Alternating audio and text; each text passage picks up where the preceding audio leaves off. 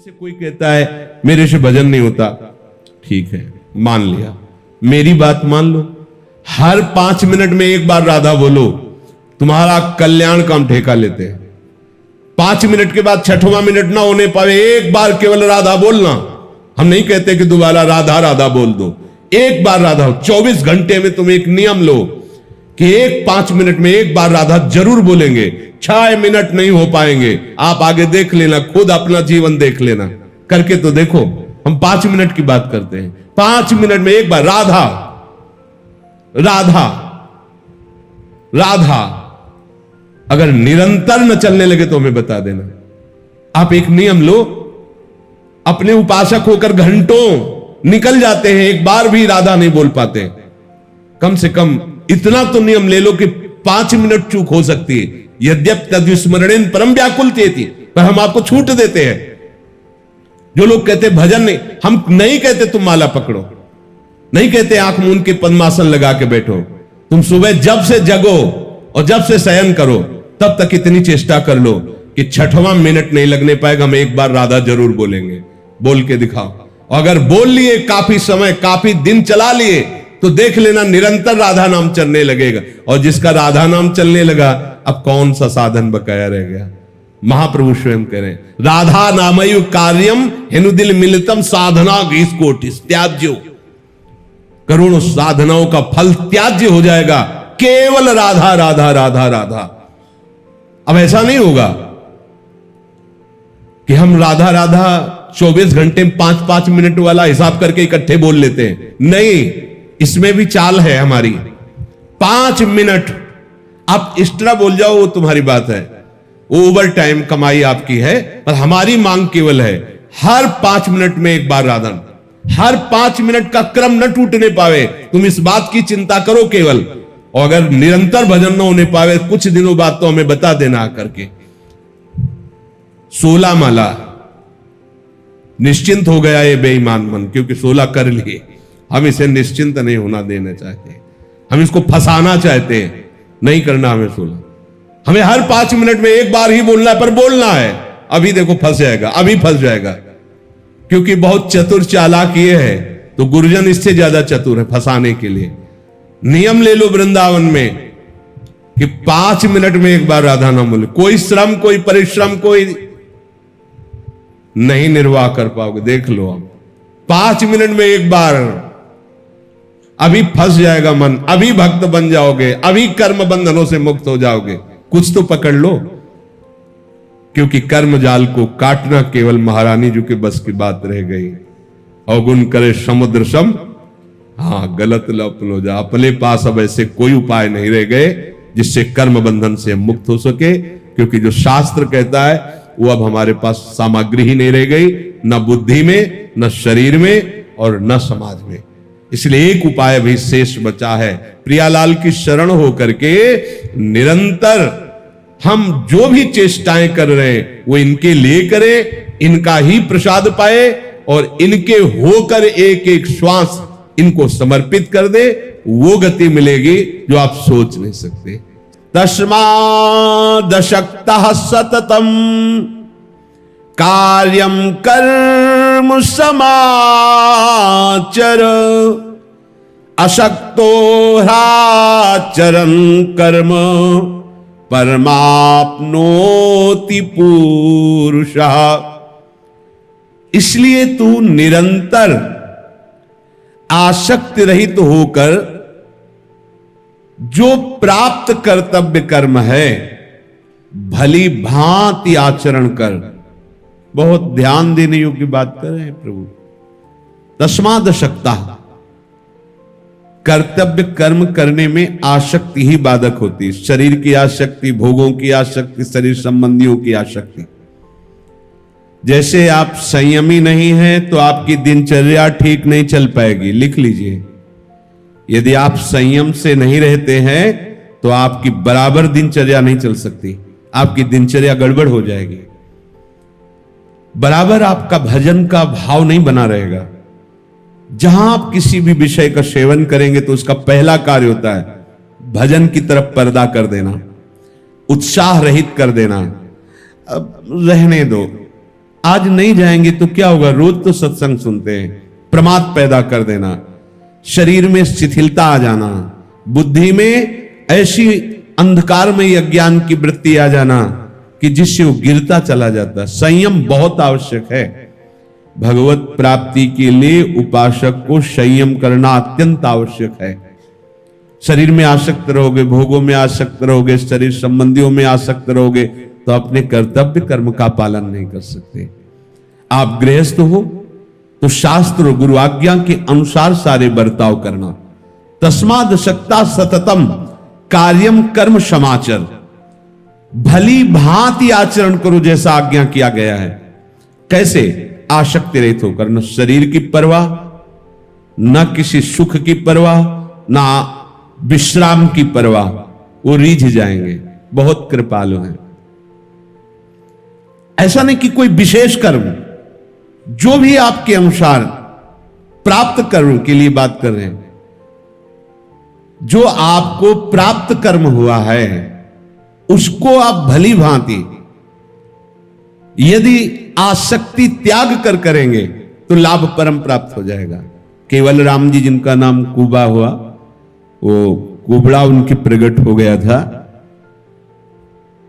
गरीब घर में थे और मजदूरी करके पेट पालन करते थे, पर बड़ा भाग्य संतों का समागम करते थे। सत्संग बहुत बड़ा अमृत है। सत्संग से जैसा लाभ मिलता है वैसा, सही पूछो तो सत्संग से ही लाभ मिलता है। किसी की भी मति गति कीर्ति विभूति जो भी बना है साधु संग से ही बना है। सत्संग में उनको सुनने को मिला कि गृहस्थ में सबसे बड़ा धर्म है आए हुए संत महात्माओं की सेवा करना, अतिथि पूजा। सत्संग में सुनने को मिला कि कोई भी कार्य यदि नाम जप करते हुए किया जाए तो महान तप हो जाता है, वो महान फल देने वाला बन जाता है। अब उनके यहां स्वाभाविक मजदूरी से आता था अन्न आदि, तो कोई ऐसा ऐश्वर्य भोग तो था नहीं कि लोग प्रभावित होकर आए। तो पहले जहां संत मिलते उनको प्रणाम करके दैन्य भाव से कुटिया लाते। धीरे धीरे संतों को पता चला कि तो बहुत श्रद्धावान घर में श्री ठाकुर जी विराजमान है और बहुत ही गरीबी। देखो, भगवत प्राप्ति के लिए धन नहीं चाहिए, भगवत प्राप्ति के लिए भाव चाहिए। भाव, ये नहीं कि धन नहीं होगा तो भाव नहीं बनेगा, ये नहीं कि अमुक वस्तु हो तो ही भाव बने। अमुक वस्तु है, भाव नहीं तो बात नहीं बनेगी। भाव है, अमुक वस्तु नहीं तो बात बन जाएगी। अब संतों का स्वभाव होता है जब कभी चर्चा करेंगे तो भक्त भागवत की चर्चा करेंगे, तो केवल राम जी की चर्चा करते कि अमुक जगह वो हैं पर बहुत ही साधारण जीवन है, पर असाधारण संतों के प्रति श्रद्धा है। तो कोई कोई उनके भाव का लाभ लेने के लिए संत जन आते। तो एक दिन एक मंडली संतों की आई। अब अर्थव्यवस्था थी नहीं।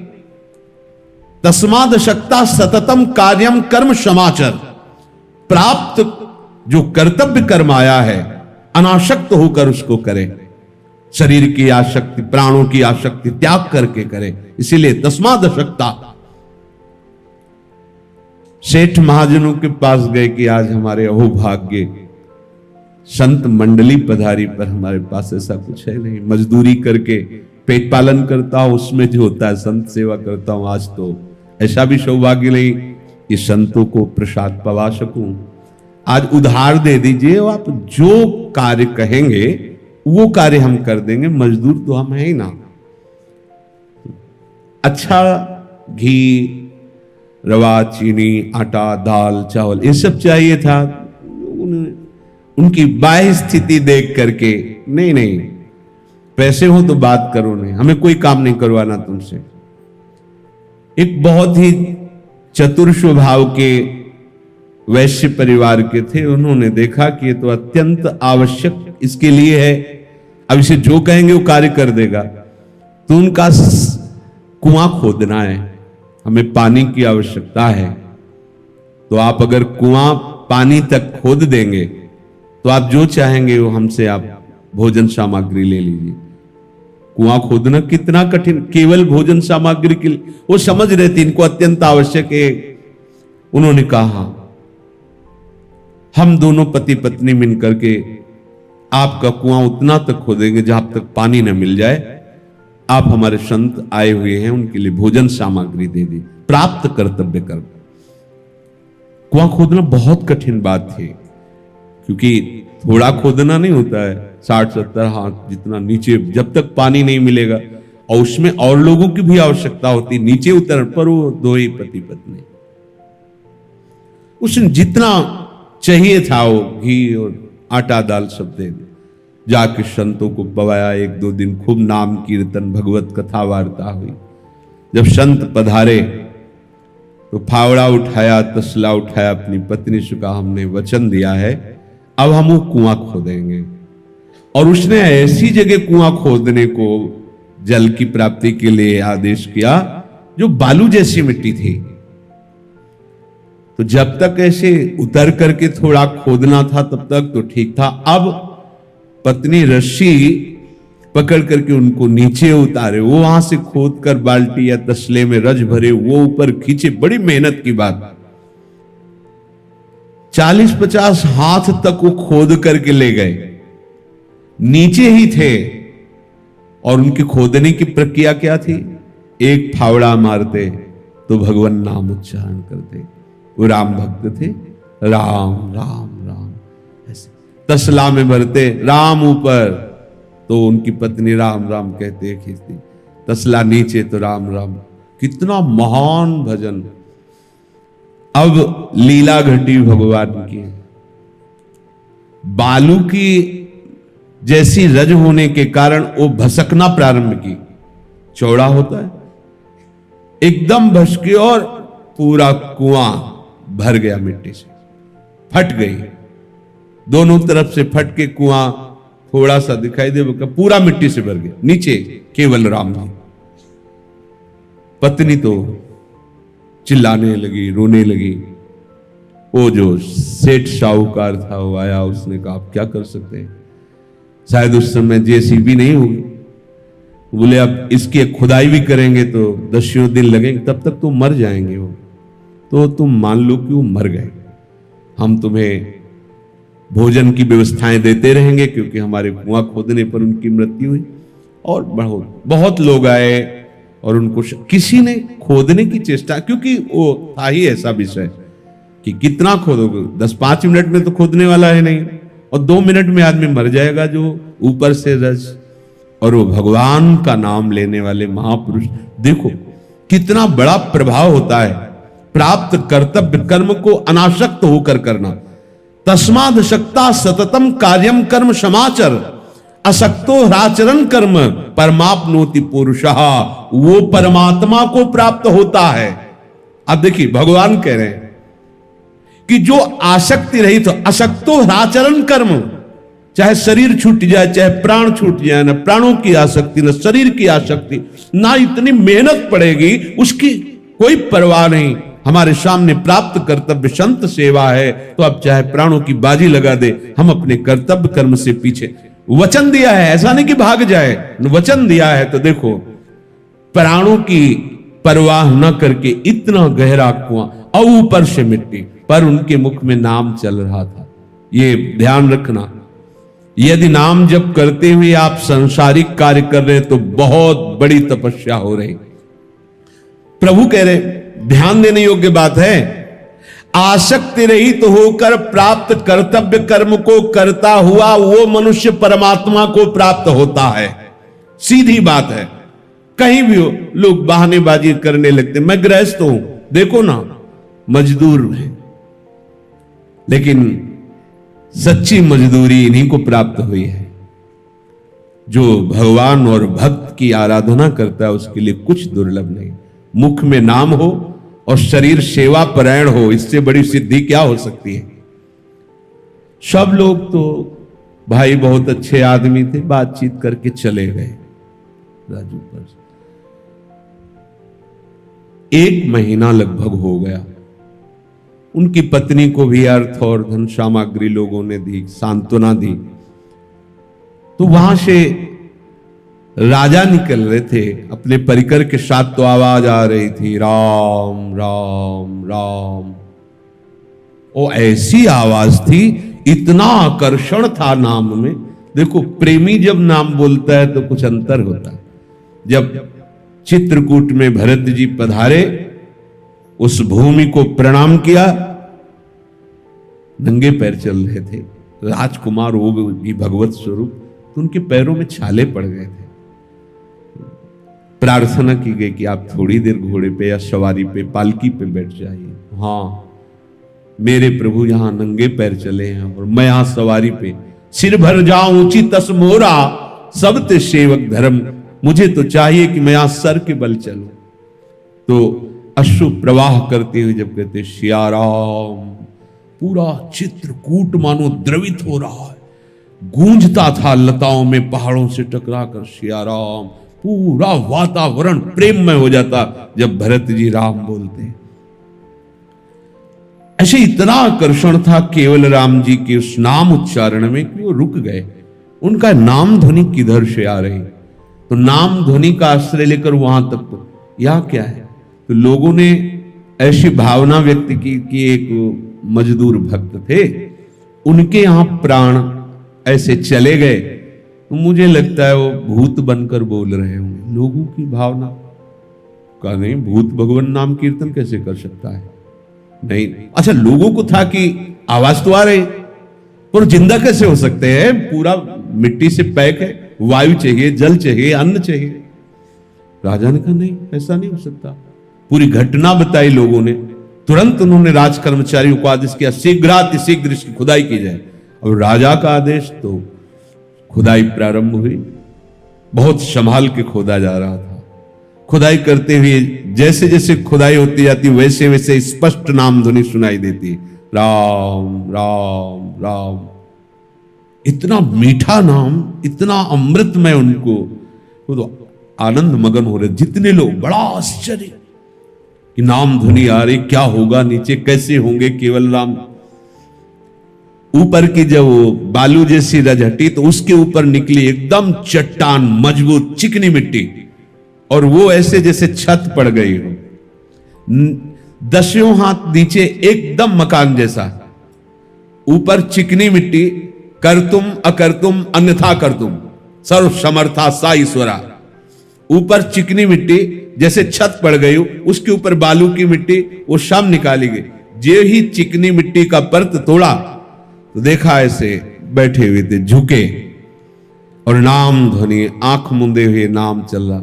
उनके पास शीतल जल की झारी और सुंदर सुंदर बलवर्धक रस, अंगूर का रस, सेव का रस, सुंदर सुंदर भोजन सामग्री व्यवस्थित। जिसने वायु को पैदा किया है वो समर्थ स्वामी, कहां से वायु दे रहा है उसको कौन जान सकता है? वो तो वायु का भी पिता है। जो जीवन दान देने वाली वायु है, उसका भी वो जीवन है जिसका वो नाम जप कर रहे हैं। सब आश्चर्य, इतनी सुगंध, इतनी सुंदर व्यवस्था नीचे। बस केवल झुके झुके 1 महीना लगभग हो गए थे, तो ऐसे कुबड़ा निकला वो, और उनकी शोभा का कार्य बना। उनको कुबा जी कहा गया, कुबा केवल राम जी। अब तो राजा जब प्रभावित हो गया तो फिर, और जब महाराजा प्रभावित, ठाकुर जी तो, और अब तो अन्न धन वस्तु भेंट, लोग दर्शन के लिए उनके आते, उनकी महिमा प्रकाशित हो गई। भगवान के वचन है, तस्माद शक्ता सततम कार्यम कर्म समाचर। कोई भी कर्म बड़ा छोटा नहीं होता, ध्यान रखना। उद्देश्य बड़ा छोटा होता है। उद्देश्य यदि आपका सांसारिक सुख है, मान है, प्रतिष्ठा है, तो चाहे जितना बड़ा कार्य हो, परिणाम में वो बंधन कारक ही है। और उद्देश्य सही है आपका, उद्देश्य सही किसे कहते हैं? भगवत प्रसन्नता, भगवत प्रीत्यर्थ, जन सुखार्थ, लोक कल्याणार्थ, यदि ऐसा उद्देश्य और नाम चल रहा है, दो बातें जीवन में ध्यान रखने, प्राप्त कर्तव्य कर्म का कभी त्याग नहीं करना और नाम के बिना एक मिनट नहीं रहना। कोई भी कार्य आपको प्राप्त हो जाए वो भगवत प्राप्ति करा देगा, कोई भी, ये तो सिद्ध बात है। कोई भी छोटा सा छोटा कार्य भी आपको भगवत प्राप्ति करा देगा। निष्काम कर्म में बड़ी सामर्थ्य है, पर वो भगवत प्रीत्यर्थ हो और नाम जब चल रहा हो।